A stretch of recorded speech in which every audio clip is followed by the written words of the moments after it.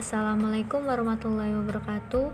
Perkenalkan, nama saya Feby Septianingsih, NIM 2150903001111018. Saya dari Prodi Fisika. Pada video kali ini saya akan menjelaskan materi praktikum biologi dasar kelas A tentang mikroskop binokuler. Berikut adalah gambar mikroskop dan bagian-bagian serta fungsinya. Yang pertama, lensa okuler. Lensa okuler ini adalah lensa yang dekat dengan mata pengamat. Fungsinya untuk memperbesar bayangan yang dihasilkan oleh lensa objektif. Bagian 2, ada revolver. Fungsinya untuk memutar lensa objektif.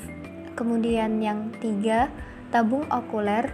Fungsinya untuk penghubung antara lensa okuler dengan lensa objektif.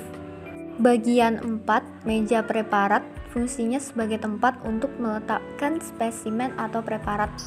5, kondensor. Fungsinya untuk mengumpulkan cahaya agar fokus ke lensa objektif.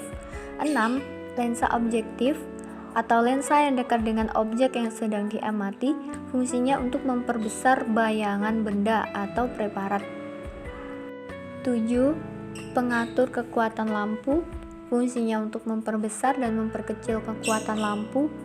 8, knob switch on atau off. Fungsinya sebagai tombol untuk mematikan dan menghidupkan lampu.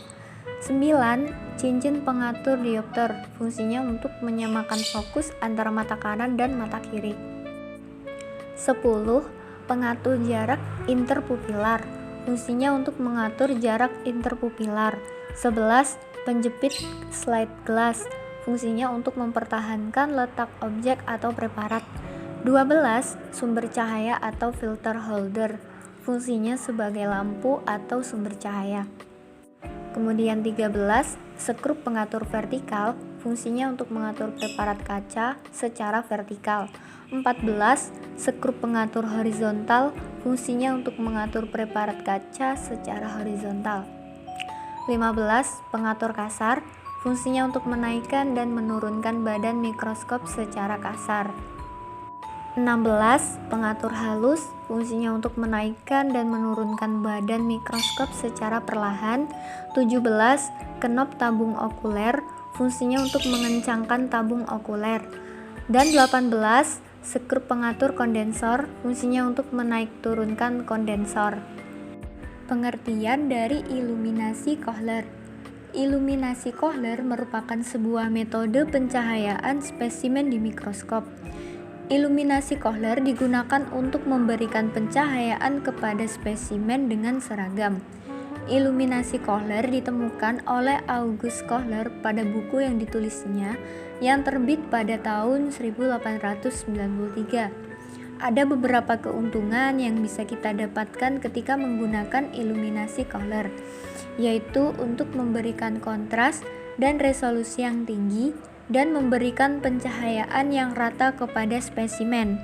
Untuk melakukan iluminasi Kohler, maka detail yang diperlukan pada mikroskop antara lain: 1. Sumber iluminasi dengan densitas tinggi. 2. Field diagram. 3. Kondenser diagram. 4. Lensa kolektor. Dan 5. Lensa kondensor. Prosedur melakukan iluminasi Kohler. Yang pertama, menyalakan mikroskop. 2. Pasang lensa objektif dengan pembesaran 10 kali. 3. Ambil spesimen lalu taruh ke meja preparat. Yang keempat, tutup kondensor diafragma. 5. Fokuskan kondensor hingga di ujung terlihat lancip.